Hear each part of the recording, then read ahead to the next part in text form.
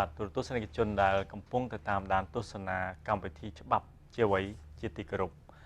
បាទថ្ងៃនេះគឺយើងមានប្រធានបទថ្មីមួយទៀតដែលតាក់ទងទៅនឹងអំពើហិង្សាបាទហើយអំពើហិង្សានៅក្នុងច្បាប់នេះគឺថាមានចែកជា3សំខាន់គឺអហិង្សាមានផ្លូវកាយអំពើហិង្សាផ្លូវចិត្តនិងមានហិង្សាផ្លូវភេទមួយទៀតបាទពីមុនដូចធ្លាប់ទៅលើសុខភាពបាទសុខភាពមាន3សំខាន់ដូចជាសុខភាពផ្លូវកាយសុខភាពផ្លូវចិត្តនិងសុខភាពផ្លូវភេទបាទឥឡូវនេះយើងមានក្នុងភាសាច្បាប់មាន3ដែរបាទមានអំពើហិង្សាផ្លូវកាយហិង្សាផ្លូវចិត្តនិងហិង្សាផ្លូវភេទបាទអញ្ចឹងបាទដើម្បីចង់ដឹងឲ្យកាន់តែច្បាស់ថែមទៀតជួបជាមួយលោកមេធាវីគីអ៊ីវតែម្ដងបាទជំរាបសួរលោកមេធាវីជំរាបសួរលោកបាទតាក់ទងទៅនឹងប្រធានបទដូចយកហិង្សាអញ្ចឹងដូចយ៉ាងចម្លែកណាលោកមេធាវីណាបាទអញ្ចឹងលោកមេធាវីអាចជួយជម្រាបជូនបន្ថែមតិចទៀតមើលតាក់ទងនឹងហិង្សាមាន3ហើយថ្ងៃនេះយើងលើកតែមួយមកជជែកគ្នាបាទសូមគោលប្រតិនេះជូនលោកមេធាវីបាទសូមអរគុណជាបឋមសូមជម្រាបសួរលោកជុនធូបាទហើយនឹងសូមជម្រាបសួរសម្ដេចអាដាមលោកជំទាវអស់លោកស្រីជាពិសេសគឺទូតនិកជនដែលតែងតែតាមដានហើយស្ដាប់នៅនីតិច្បាប់ជាអ្វីរបស់ស្ថានីយទូត CTN ហើយនឹងតាមដាននៅទូត CNC មួយទៀតហើយខ្ញុំថ្ងៃនេះគឺបានសន្យានឹងបានចូលរួមក្នុងការបកស្រាយសំណួរទាំងឡាយទាក់ទងនឹងបញ្ហាហិង្សាដោយលោកជុនធូបានជំរាបជូនហើយថាថ្ងៃនេះយើងលើកយកតែបញ្ហាហិង្សាផ្លូវកាយទេបាទហិង្សាផ្លូវកាយបាទហើយទាក់ទងបញ្ហាផ្លូវកាយកន្លងមកនេះជាហិង្សាផ្លូវកាយយើងស្រឡាញ់សំដៅទៅលើពីមុនកាលពីយើងមិនទាន់មានក្រមយើងប្រើពាក្យថាបង្ករបួសស្នាមការឆ្លោះគ្នាវាយតប់គ្នានឹងបង្ករបួសស្នាមគ្នាឬយើងប្រើសម្ាញ់ថាការប្រើកម្លាំងដើម្បីវាយគ្នាឬជួនកាលរហូតដល់ប្រើសម្ភារៈដើម្បីវាយគ្នាហ្នឹងអាហ្នឹងគេហៅហិង្សាហើយបាទហិង្សាឥឡូវយើងសូមលោកមេធាវីបញ្ជាក់មើលព្រោះអីហិង្សាមាន3អញ្ចឹងមានផ្លូវកាយផ្លូវចិត្តនិងផ្លូវភេទបាទឥឡូវយើងឆ្លេះរឿងផ្លូវកាយនិងផ្លូវចិត្តផ្លូវភេទនិងផ្លូវចិត្តប៉ុន្តែសូមលោកមេធាវីបញ្យល់លម្អិតតែផ្លូវកាយមួយចុះបាទខ្ញុំអាចមានជួនដើមមិញចឹងហើយថាកណ្ណាផ្លូវកាយយើងនិយាយយមន័យវាឲ្យចំសប្តាហ៍នៅតាមក្រមព្រមបតនយើងហ្នឹងយើងប្រើពាក្យហិង្សាហ្នឹងគឺយើងជំនួសឲ្យដូចយើងពីមុនខ្ញុំនិយាយថាការសម័យយើងប្រើច្បាប់អន្តៈហ្នឹងយើងប្រើពាក្យថាយើងមិនប្រើពាក្យហិង្សាយើងប្រើទូទៅហើយយើងប្រើពាក្យសាមញ្ញយើងប្រើពាក្យថាបង្ករបួសស្នាមបាទមិនមានដើមអញ្ចឹងបាទហើយនៅក្នុងមាត្រាមួយក៏អញ្ចឹងដែរតាមយោតាមក្រមយើងគេប្រើហិង្សាទាំងអស់ហើយខ្ញុំឃើញថានៅសល់តែពាក្យមួយម៉ាត់គត់គេប្រើហិង្សាប្រើពាក្យករបួសស្នាមដែរដូចគេប្រើពាក្យថាមានបទល្មើសមួយបទករបួសស្នាមដោយអចេតនាអញ្ចឹងនៅមានចម្លែកតែមានអចេតនាមួយទៀតថែមអចេតនាមួយទៀតហ្នឹងមានសល់តែមាត្រាហ្នឹងមួយដែលឃើញប្រើពាក្យករបួសស្នាមក្រៅពីហ្នឹងគឺគេប្រើពាក្យហិង្សាទាំងអស់ហើយបាទលោកមេធាវីឥឡូវយើងមើលឃើញនៅស្រុកភូមិយើងនេះមានក្មេងចូលចិត្តដើរ3 4នាក់អីចឹងទៅណាបាទដើរជុំគ្នាសាប់ដល់ពេលខ្លះដូចប្រមាណថា3 4នាក់ហ្នឹងទៅជាមួយគ្នាសាប់តែមានតែម្នាក់ទេដែលគាត់ទៅបង្កហិង្សាដោយផ្លូវកាយជាមួយគេនោះបាទអញ្ចឹងតើ3 4នាក់ផ្សេងទៀតតែគាត់ទៅជាមួយប៉ុន្តែគាត់អត់បានបង្កហិង្សាទៅលើគេទេប៉ុន្តែគាត់នៅក្នុងក្រុមជាមួយគ្នាអញ្ចឹងបាទតើអាហ្នឹងយើងអាចចោទពីបទសំគំនិតជាមួយគ្នាបានដែរឬក៏យ៉ាងម៉េចលោកមេធាវីបាទសូមអរគុណលោកជុនធូហើយនេះជាសំណួរមួយដែលយើងឃើញថាវាកើតមានច្រើននៅក្នុងដោយលោកជាក់ជូនមិញថាសង្គមមួយថ្ងៃនេះឃើញថាមានច្រើនបទអាក្មេងៗមានសម្ាញ់ថាវាយគ្នាណាវាយគ្នាប៉ុន្តែវាមាន2មានក្មេងខ្លះអាមួយវាយអា2 3ទៀតវាព្រួតគ្នាអីចឹងទៅប៉ុន្តែមានអាខ្លះទៀតអត់មានតែអាមួយហ្នឹងទេតែទៅបកវាទៅបកអាផ្សេងទៀតវាអត់បានចូលរួមជាមួយអីចឹងណាព្រោះពេលខ្លះខ្ញុំដឹងថាលោកជុនធូសួរសំណួរនេះខ្ញុំដឹងថាវាមានចឹងមែនពេលខ្លះវាមានក្មេងដែលក្នុងចំណោមក្រុមហ្នឹងមានម្នាក់ទៅវាយគ្នាអីចឹងទៅហើយមានអាផ្សេងចូលទៅខាត់ដែរអីចឹងអាការខាត់ការអីជាបោកច្បល់ហ្នឹងដល់ពេលកើតជាហេតុជាការសមត្ថកិច្ចគាត់ខាត់ខ្លួនទាំងអស់បាទចោតពីបទសំគំនិតជឿលោកសួរហ្នឹងត្រឹមត្រូវហើយគឺរឿងជាក់ស្ដែងគឺសមត្ថកិច្ចគាត់ច្រើនខាត់ទាំងអស់បាទខាត់ទាំងអស់ហើយជួនកាលបើរហូតដល់បញ្ជូនមកតុលាការគេនឹងចោទទាំងអស់សិនចោទបទសំគំនិតអីជាងតាមហ្នឹងដូចថាយើងសង្ស័យតាមសំណួរដែលសួរណាបាទប៉ុន្តែអ្វីដែលយើងចង់បកស្រាយថ្ងៃនេះបើសិនខ្ញុំសូមឆោយសំណួររបស់លោកជួនធូឲ្យចំថាបើសិនជាក្នុងចំណោម 4-5 នាក់មានតែម្នាក់អីទៅវាយគេអញ្ចឹងបានន័យថាអង្គហេតុគេមិនបញ្ជាក់ច្បាស់ថាមានតែម្នាក់វាយគេទេអញ្ចឹងអ្នកផ្សេងទៀតវាមិនអាចចាត់ទុកថាបានសំគំនិតទេឲ្យតែយើងទាំងអស់គ្នាជាពិសេសអ្នកដែលមិនបានវាយហ្នឹងត្រូវបង្ហាញផុសតាងបាទត្រូវមានសាក្សី chi viên đai cả lòng máu rương đi sầm núi đai cục muối bị chi bờ rót phía chân quạt cột tay tại về đặt côn quạt từ đòi kế cái thà từ đòi kế nè về đặt côn quạt từ chừng mũi kế từ lên chừng mũi kế từ hoam phía chân từ hoam đai lên dục ròm tròn chương chân như là mình ai chua kia bờ co hái bàn tay chúng cá mặt cái quạt tặng chân quạt tay thì cao chỉ sầm núi nó có xua một trong đai cá xua thà côn quạt bàn bập rật tê côn quạt bàn thơ tê chân trong tay bị chẹt từ vinh thà ca thà bàn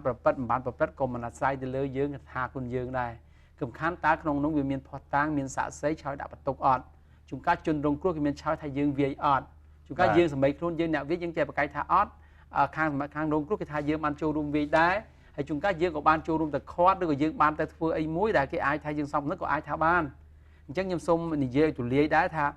បើនិយាយឲ្យចំទៅទាត់តែយើងមានផុសតាងបង្ហាញកាលណាអាចចាត់ទុកថាសំកំណត់បានណាទុកជនធូមិនសំខាន់គឺក្នុងច្បាប់បាននិយាយពីនិយមន័យនៃពាក្យថាសំកំណត់ទោះយើងអាចថាយើងសំចែកចោលតែអ្នកនោះអាចសំកំណត់បានតើអ្នកនោះបានទៅចូលរួមជួយសម្រួលដល់បទល្មើសហ្នឹងបាទជួយសម្រួលដល់អ្នកដែលប្រព្រឹត្តបទល្មើសហ្នឹងសម្រួលឧទាហរណ៍មិនឧទាហរណ៍ថាចាប់ដៃចាប់ជើងឲ្យគេវាយអីចឹងបាទអាចថាអញ្ចឹងហើយជួនកាលវាហុចខ្សែក្រវ៉ាត់ឲ្យហុចខ្សែក្រវ៉ាត់ឲ្យហុចបំណងឲ្យគេបាទហ្នឹងហើយបាទអាហ្នឹងគេហៅថាយ៉ាងវាជួយសម្រួលជួយឧបត្ថម្ភជាសម្ភារៈជាអីហ្នឹងហើយសម្រាប់ថាជួយជំនួយជួយឧបត្ថម្ភដល់បទល្មើសហ្នឹងអាហ្នឹងគេហៅថាសំកំណត់ដែរចាត់ទុកថាសំកំណត់ដែរច្បាប់គេបានកំណត់អញ្ចឹងណាបើយើងនិយាយងាយស្ដាប់មកអ្នកនោះអាចជួយផ្ដល់មធ្យោបាយជួយសម្រួលដល់ការប្រព្រឹត្តបទល្មើសរបស់ម្នាក់ទៀតអាហ្នឹងគេចាត់ទុកសំកំណត់ដែរទោះបីគាត់និយាយថាពេលវាយខ្ញុំមិនមែនអ្នកវាយប៉ុន្តែវាបានឲ្យរបស់ខ្ចីហុចរបស់ឲ្យឲ្យរបស់ទៅវាអញ្ចឹងណាជួយសម្រួលវាអីចឹងអាហ្នឹងគេហៅថាសំកំណត់ផ្ទុយទៅវិញបើសិនជាយើងមានផុសតាងបង្ហាញថាយើងមិនបានធ្វើដោយអ្វីដែលខ្ញុំលើកឡើងពី3ចំណុចហ្នឹងទេគឺយើងអត់មានជាប់ពាក់ព័ន្ធនៅក្នុងរឿងសំកំណត់ទេហើយខ្ញុំក៏ជំរាបជូនទៀតដែរកន្លងមកយើងនិយាយដល់បញ្ហាតាក់ទងបញ្ហាសំកំណត់ខ្ញុំក៏ចង់ជំរាបជូនទូនីតិជនដែរយល់ថានៅក្នុងច្បាប់គេបានកំណត់ថាអ្នកដែលសំកំណត់នៅក្នុងបទអក្រិតឬបទមជ្ឈិមហ្នឹងតើបទល្មើសហ្នឹងបានប្រព្រឹត្តសម្រេចឬក៏បានប៉ុនប៉ងចង់និយាយថាជនម្នាក់ដែលគេចោទថាជាចារីជាអ្នកដែលដៃដល់ហ្នឹងណាហៅចារីហ្នឹងអ្នកដៃដល់ហ្នឹងគាត់បានប្រព្រឹត្តហើយណាគាត់បានសម្រេចហើយឬក៏គាត់គេចាត់ទុកថាច្បាប់ព្រោះឃើញថាវាបានប៉ុនប៉ងបានអ្នកដែលសំកំណត់ហ្នឹងអ្នកដែលថាយើងផ្ដល់ជំនួយដែលសម្រួលហ្នឹងគាត់អាចមានទោសតាមគេដែរហើយច្បាប់ក៏បានកំណត់ដែរកាលណាគេរកឃើញថា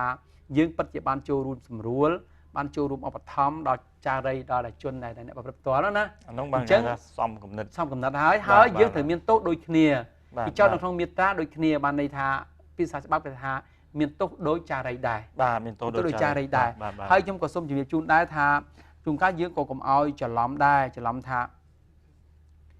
ជួនកាលអ្នកខ្លះគាត់ថាអបជាផ្សេងទៀតអបជាគេមានថាសំកំណត់ទេណាបើតាមក្រមយើងកន្លងមកគេអ្នកដែលបានផ្ដើមកំណត់ហ្នឹងជាគេហៅអ្នកដើមកំណត់ទៅវិញគេញែកច្បាស់គេនិយាយច្បាស់គេថាអ្នកបជាហ្នឹងគឺអ្នកផ្ដើមកំណត់ទៅវិញចាត់ទុកអ្នកផ្ដើមកំណត់ហើយជាពិសេសក្រមយើងបើមុនយើងអត់បានញែកឥឡូវយើងញែកមុនខ្ញុំចាំថាជាគោលការណ៍គេចាញ់គិតថាជួនកាលអ្នកផ្ដើមកំណត់អ្នកអីចាត់ទុកថាជាអ្នកសំកំណត់ដែរបាទខ្ញុំផ្ដើមអ្នកបជាអ្នកអីហ្នឹងណាបាទយល់អត់តាន់ច្បាស់លោកមេធាវីអាចបញ្ជាក់មើលថាផ្ដើមកំណត់ហ្នឹងវាមានយ៉ាងម៉េចដែលយើងចាត់ទុកថាជាផ្ដើមកំណត់ហ្នឹងបាទសូមអរគុណចំពោះការសួរនេះដល់ហ្នឹងខ្ញុំសូមជំរាបជូនចេះកាលណាជាសំដៅកាលណាគេនិយាយពាក្យដើមកំណត់សំដៅលើសកម្មភាពមួយចំនួនតែឯដើមកំណត់ធម្មតាយើងហៅបើយើងសម្លាញ់ហៅមេកំណត់ក៏បានដែរមេកំណត់ណាហើយជួនកាលរាល់ថ្ងៃនេះយើងឃើញមានរឿងបទល្មើសជាច្រើនជាពិសេសបទល្មើសអក្រិតមួយចំនួនណាគេច្រើនតែឃើញថាមានអ្នកនៅពីក្រោយខ្នងយើងសម្លាញ់ថាអ្នកនៅពីក្រោយខ្នងហ្នឹងសំដៅទៅលើអ្នកមេកំណត់ហ្នឹងហើយសំដៅទៅលើអ្នកផ្ដើមកំណត់ហ្នឹងហើយអ្នកផ្ដើមកំណត់ហ្នឹងទៀតគឺគេសម្គាល់យ៉ាងម៉េចយើងអាចថាគេសម្គាល់យ៉ាងម៉េចគឺយើងនិយាយងាយស្ដាប់ទៅគឺគាត់ច្រើនតែជាអ្នកជំរុញឲ្យប្រព្រឹត្តបទល្មើសបាទដូចយើងអ្នកខ្លះគាត់ចង់ធ្វើអីមួយគាត់ចង់សងសឹកឲ្យចង់ធ្វើឲ្យចំពោះអ្នកណាម្នាក់គាត់មិនហ៊ានប្រព្រឹត្តទេបាទគាត់ជួលមនុស្សម្នាក់ឲ្យទៅប្រព្រឹត្តណាអញ្ចឹងគាត់ជំរុញអ្នកនោះថាឲ្យត្រូវទៅប្រព្រឹត្តអំពើហ្នឹងយើងអាចសម្គាល់អញ្ចឹងបានឬជួនកាលយើងអាចសម្គាល់ជាបានដែរថាជួនកាលគាត់យើងសម្ាញ់ថាណែនាំបជាគាត់បញ្យល់ណែនាំថាអ្នកឯងត្រូវធ្វើចេះបញ្យល់គេអាហ្នឹងក៏ទៅថាអ្នកដើមកំណត់ដែរអាដូចគ្នាដែរហើយយើងក៏អាចនិយាយទៀតថាជួនកាលអ្នកខ្លះគាត់សន្យាគាត់មិនថាអីទេគាត់សន្យាថាបើអ្នកឯងធ្វើអំពើហ្នឹងអញ្ចឹងបានធ្វើអាហ្នឹងសម្រាប់អញ្ចឹងខ្ញុំនឹងឲ្យអំណោយអីមួយផ្ដល់នៅសម្ភារៈអីមួយសន្យាឲ្យរបស់ហ្នឹងអាហ្នឹងក៏ចាត់ទុកថាជាអ្នកសំកំណត់ដែរអត់អ្នកផ្ដើមកំណត់ដែរប៉ុន្តែក្នុងច្បាប់យើងគឺគេបាននិយាយហើយរឿងបញ្ហាបទល្មើសមិនតាក់ទងមិនមានបទអ្នកផ្ដើមកំណត់ឬអ្នកសំកំណត់ទេ យើងនិយាយចូលនេះអស់ទៅណាខាងដើមមិននិយាយពីអ្នកសំផលិតអញ្ចឹងដែរច្បាប់និយាយទៅពីរឿងថាបត់អុក្រិតនិងបត់មជ្ឈិមហើយបើអុក្រិតបត់អុក្រិតទាំងអស់តែមានអ្នកសំផលិតដែរចង់ទៅរោគចង់និយាយថាក្នុងនឹងឲ្យទៅរោគទៅវាមានអ្នកឃើញអ្នកសំផលិតគឺអ្នកមានទោសដូចគ្នាប៉ុន្តែបើនៅក្នុងបត់នេះបត់មជ្ឈិមបត់មជ្ឈិមណាបាទកម្រិតមជ្ឈិមបានន័យថាតើច្បាប់មានចែងតើក្រមព្រំប្រទានយើងមានចែងថាអ្នកសំកំណត់នៅក្នុងបត់ល្មើសមួយហ្នឹងទើបមានទោសជាមានចែងបានមានទោសអញ្ចឹងចង់និយាយថាបើសិនជាករណីដែលច្បាប់មិនបានចែងទេអ្នកដែលសំកំណត់ក្នុងរឿងហ្នឹងអត់មានទោសទៅវិញអត់មានទោសទេបាទសូមលោកមេធាវីបញ្ជាក់តិចអ៊ុក្រិតមជ្ឈិមហ្នឹងវាខុសគ្នាមិនបាទសូមបញ្ជាក់តិចអ៊ុក្រិតនិងមជ្ឈិមហ្នឹងមជ្ឈិមហ្នឹងចេះអក្រិតចេះតាមពិតរាល់ថ្ងៃនេះយើងនិយាយអត់ទៅយើងបត់ល្មើសយើងចែកជា3បាទមិនតែ7អុក្រិតមជ្ឈិមទេបាទគឺមានបត់ល្មើសអុក្រិតគេអុក្រិតកម្រិតអុក្រិតបើយើងសម្ដែងថាកម្រិតមកវាស្រួលស្ដាប់បាទបត់ល្មើសអុក្រិតសំដៅទៅកម្រិតវានោះខ្ពស់ការផ្ដន់ទាទោសវាខ្ពស់អុក្រិតកម្រិតវាខ្ពស់ដល់មជ្ឈិមគឺវាថាកដាលយើងសម្ាញ់ភាសាបាលីសំស្ក្រឹតយើងអាមជ្ឈិមហ្នឹងហើយមជ្ឈុំហ្នឹងដូចគ្នាមជ្ឈុំមជ្ឈិមក៏ពីមជ្ឈុំដូចគ្នាមួយជាបាលីមួយជាសំស្ក្រឹតណាលោកហើយអញ្ចឹងមួយទៀតបត់លោហុថាបត់លោហុលោហុវាតូចស្រាលជាងគេអញ្ចឹងក្នុង3ខ្ញុំចង់ញ៉ៃជូនទៀតបើមិនថាលោកសួរខ្ញុំគាត់ជំរាបជូនចេះថាបត់អុក្រិតគឺគេសំដៅអញ្ចេះថាកម្រិតនៃការផ្ដន់ទាទោសវាខ្ពស់បំផុត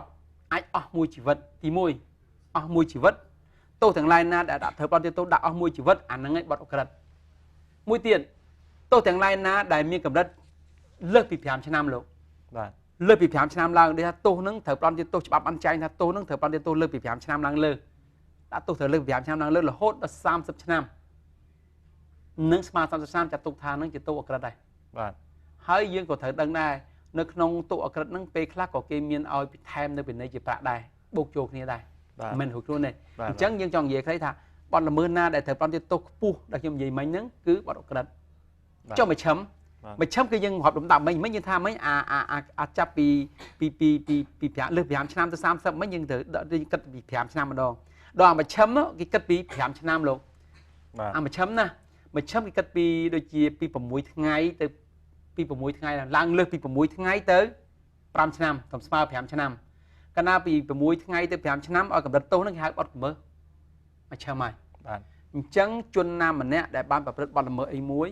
ហើយគាត់ទៅទទួលទោសកម្រិតដែលគាត់ត្រូវទទួលហ្នឹងទទួលចន្លោះពី6ថ្ងៃទៅ5ឆ្នាំហ្នឹងអាហ្នឹងគេហៅបទមជ្ឈិមបាទដល់ពី6ថ្ងៃចុះមកក្រោមវិញរហូតមួយថ្ងៃចុះក្រោមគេហៅបទរហូតប៉ុន្តែជួនកាលរហូតយើងក៏ត្រូវចន្ទល់មួយទៀតដែរ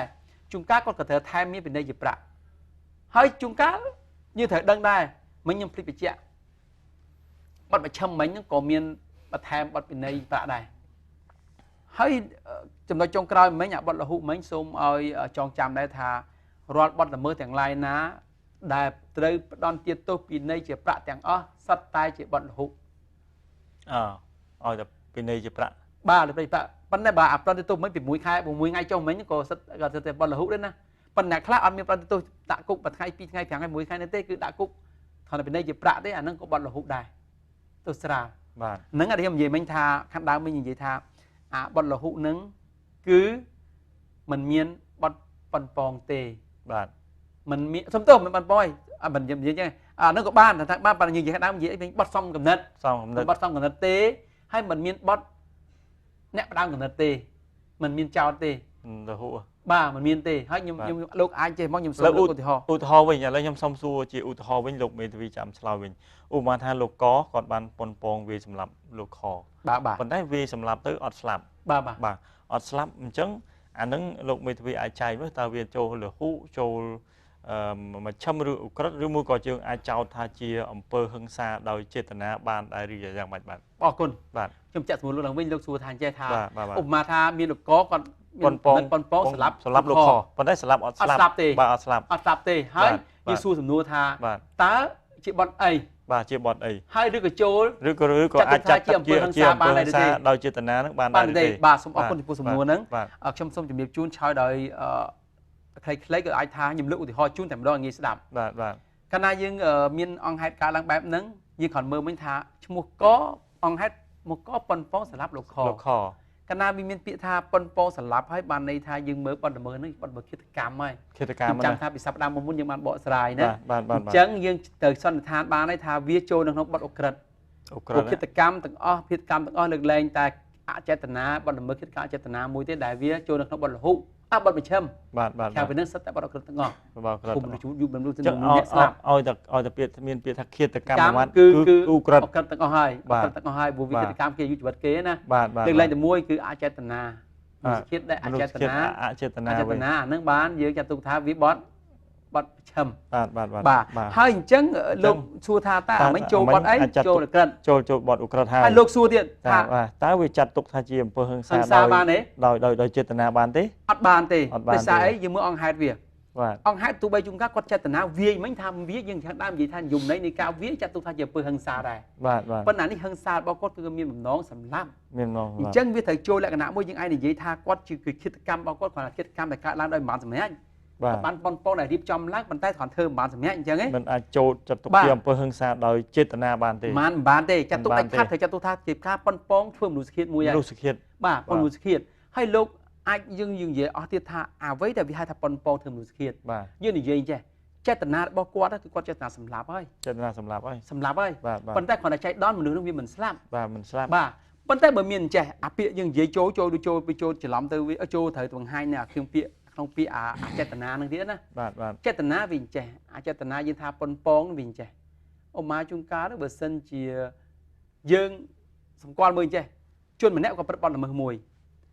បើគាត់ប្រព្រឹត្តទៅស្រាប់គាត់រៀបចំគម្រោងគាត់ធ្វើប្រព្រឹត្តទៅភ្លាមអញ្ចឹងមិនតបានចាប់ដើមនិយាយថាអាចថាជេរបានថាគាត់តែចាប់ដើមទៅប៉ុន្តែមិនតដំណើរការអីបានសម្រេចគាត់ថាដំណើរការទៅធ្វើទៅមិនតប៉ះពាល់ផលប្រយោជន៍អីគេទេចាំគាត់ទុចដំណើរវិញគាត់នឹកឃើញថា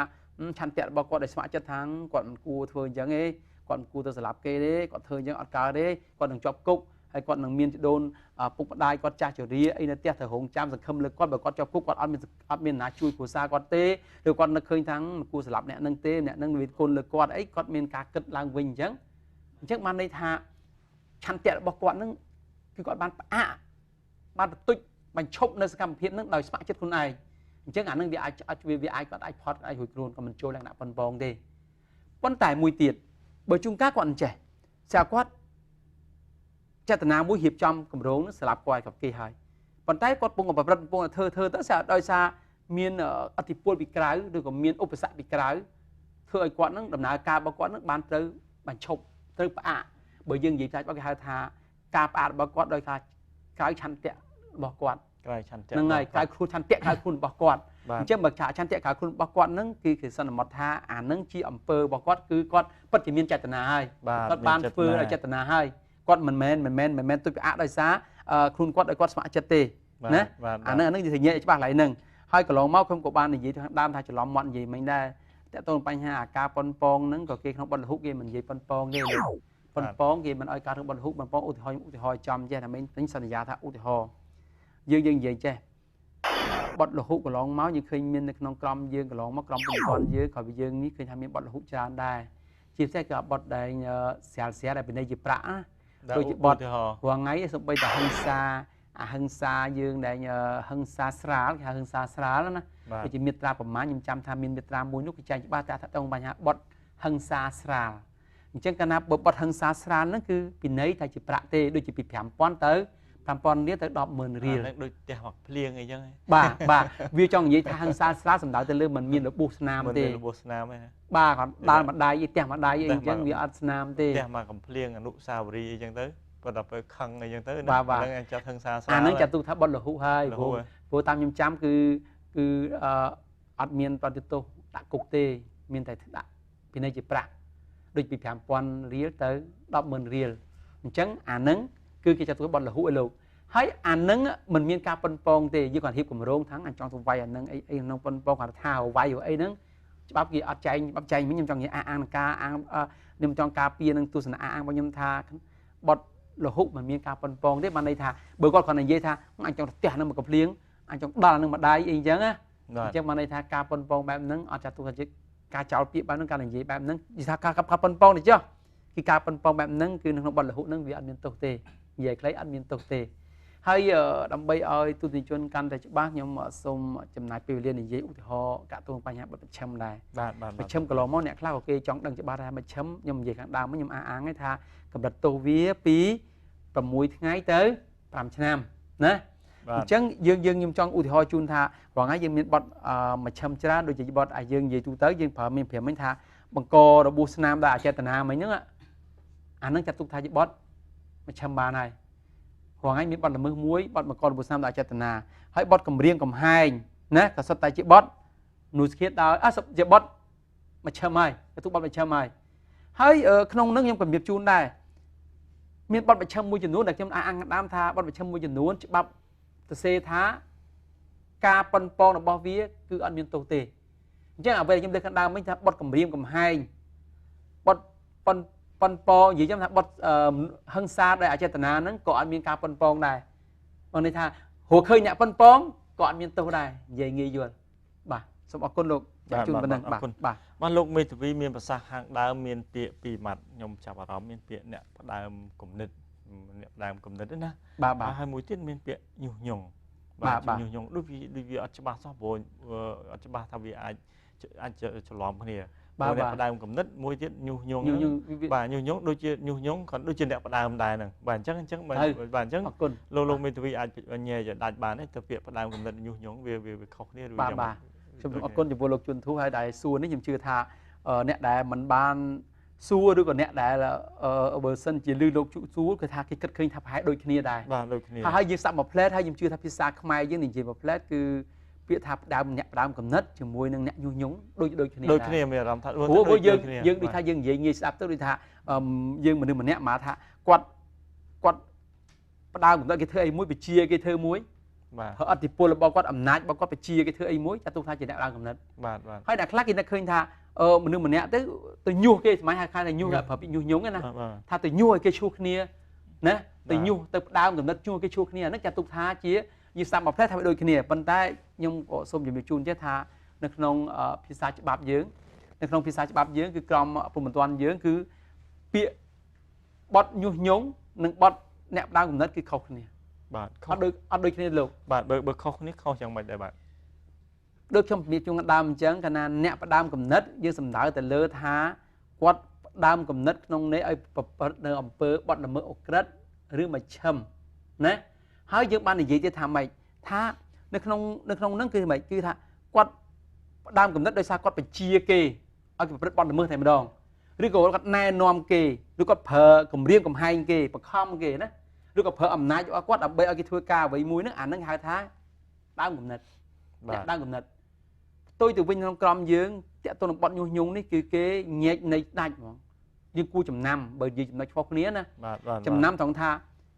គឺគាត់ញុះញង់មានលក្ខណៈជាសាធារណៈនិយាយញុះញង់សំដៅទៅលើការប្រើ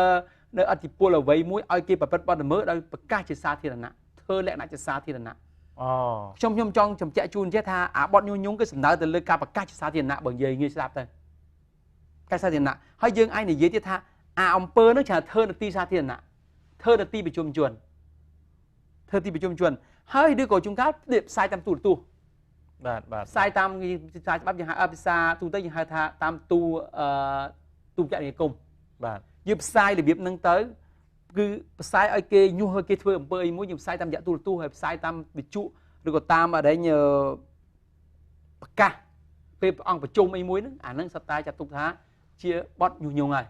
អញ្ចឹងច្បាប់យើងគឺគេញែកអញ្ចឹងបាទនេះថ្ងៃក្រោយគេមានការគិតថាពាក្យហ្នឹងវាយ៉ាងម៉េចខ្ញុំមិនដឹងទេណាព្រោះសម្រាប់ការភាសាខ្មែរយើងពាក្យថាញុះហ្នឹងញុះញង់ហ្នឹងគឺដូចដាក់ដើមកំណត់ដូចគ្នាប៉ុន្តែក្នុងន័យក្រមព្រហ្មទណ្ឌយើងគឺមិនអញ្ចឹងទេកាលណាសំដៅពាក្យញុះញង់បទល្មើសញុះញង់សំដៅទៅលើថាការធ្វើហ្នឹងតាមរយៈលក្ខណៈទីសាធារណៈប្រកាសសាធារណៈហើយខ្ញុំអាចនិយាយមួយទៀតថាសូម្បីតែយើងសរសេរជាសំណេរឬក៏យើងគូជាគំនូបាទហើយយើងដាក់ប្រកាសនៅទីប្រជុំជនឬប្រកាសនៅកន្លែងសាធារណជនឲ្យគេមើលឲ្យគេអីហ្នឹងអាហ្នឹងហើយចាត់ទុកថាសិតតែពិតញុះញង់បាទញុះញង់ហើយអាញុះញង់នឹងទៀតខ្ញុំក៏ចង់ជំរាបជូនដែរជ្រុលលោកធូស៊ូហើយបាទកាលណាគេនិយាយពីបទញុះញង់ហ្នឹងគេសំដៅទៅលើថាគាត់ញុះញង់ហ្នឹងគឺថាករណីដែលគាត់ធ្វើទៅញុះទៅមិនបានសម្រេចទេណាអត់បានសម្រេចទេត្រូវមានទោសពី6ខែទៅ2ឆ្នាំខ្ញុំចាំអញ្ចឹងដូចជា6ខែទៅ2ឆ្នាំហើយនៅពិន័យជាប្រាក់ពី1លានទៅ4លានរៀល là nhu nhung bạn nhưng đoàn trước nhóm đôi chân được hơi nhưประมาณ khai muốn đi đôi miền nơi xa rồi làm rất miền nẹt đi pôn mình nhé còn đi pôn rương muối ở bạc bò đó sasana Muslim nè và hơi thua ở miền to qua và chăng ấy màu bao nhiêu rương sai phim dân bỏ nẹt đi pôn Amerik muối đúng chẳng anh đang nhầm mình thì nhu nhung đây mà anh đang dương chúng ta ở trong khán dương mưa là sẽ từ từ là cá con bị chàn nè con chàn nè tha tá cá từ xe còn là xe chỉ ăn bọt xe chỉ rương và lòng lô chỉ rương ấy chẳng phải rương con này và rương con sai phim dân chẳng ai còn tha con nhu nhung ở miền ca rương rương ấy là nước cana bờ bắp cana on hết nước thầm khăn nữa là cá con bị phía tha tá vì chỉ cá nhu nhung bất men ai được tê bởi vì chỉ chạy từ na nhu nhung men thì mới chạy từ na bao con chạy từ na trong nhu nhung chẳng men ọt hay thì pi tá con bất chỉ nhu nhung men ọt anh nói gì vậy chứ nhưng mà hiền tha chỉ ẩm pơ nhu nhung thế bàn tay dương mình đang bị sai dương bất bọc kê bàn tay bờ nhạc dương không đây chỉ bắp mai dươngคือdương cất tha đôi như vậy dương tha cana bờ sân chỉ dương ban thua nào vậy muối không liệt nã nhu nhung cứ toàn là thơi ti sa thiên nơi lại ti sa thiên nã hai toàn dương nhu nhung nứng ăn ban sầm rải thế thời miền tô đây còn thơ ban sầm rải nhu nhung ban sầm rải xó nữa thời miền tô pi và muối khai tới từ pi năm qua pi đây dịp đã pi mà liên tới buôn liền riêng tại mình chăm tuổi lệ nưng ná hơi nhưng vậy mình đã tha ái sầm đợi từ lơ tha dừng nhu tới ở cái phước bàn tay kia ăn bán phơi thì hơi chừng ai xua trong vinh thì tha cho bờ sân chỉ còn nhu tới bậc ca ở kia tha còn từ nhu nhung kia tới bậc ca trên mê khổ thảo lớn này anh thử phơi ẩm pơ nam môi bậc đất ẩm pơ vị thiên thưa chồng như thưa ẩm pơ nam môi để khôn được vị thiên một toán còn bậc ca thứ như xua tha cho bờ sân chỉ con khỏi con bậc ca thế kia bậc đất ẩm pơ nắng đôi quạtโฆษณา đôi quạt ở nhu nhung men ta thì mình vinh năng nhu nhung ấy bà năng nhu nhung ấy nhưng gì nhu nhung bắt đầu như tha nhưng già tu mấy nhưng gì đại từ tu năng nhu nhung ban sầm rải thế kia ban phơi ta một phơi để con nhu nhung thế ban tay bờ sân chỉ con nhu nhung này class su tha cho bờ sân con nhu nhung tới kia phơi tam con mền anh nó con anh miền tu từ tam bắp chỉ thôi được miền tiền ban đây ra bộ con nhu nhung ở kia tôi sập mình luôn nè vay mình nè sập chẳng nè là sập nút anh nè là sập nút thì trà rấy đọt quạt nè nhu nhung nó chặt tụt đuôi nè đam cùng đất này hai pe nó người dân anh thì dễ tha cấp có hai chia chặt tụt tí mũi chặt tụt thay trận đam cùng đất thì pi có thể miền tốt đối kia đây anh nói dân gì chỉ hiện banh ha tiếp tục banh ha nhu nhung nâng hơi lồng móc trong nơi chăm tha lồng mình thấy đời xa tại pe về lì dân chọn lạc màu bạn chân dương nâng chụp nia mình to từ vẽ lược cào chết và sắp ra cào chết và xong ở cuốn và cho phù vô hà buộc bái ở trên đường sầm núi hay ở cuốn cho phù tôi sẽ chọn là tập trung để tạm đàn tôi sẽ náสำหรับเพลงนี้ชมบานจูนทุกชั่วโมงดังโลกเมทวีทีอิวมาชมสำหรับเรียนแต่ปัญหาจุกนี้ในสัปดาห์ครับ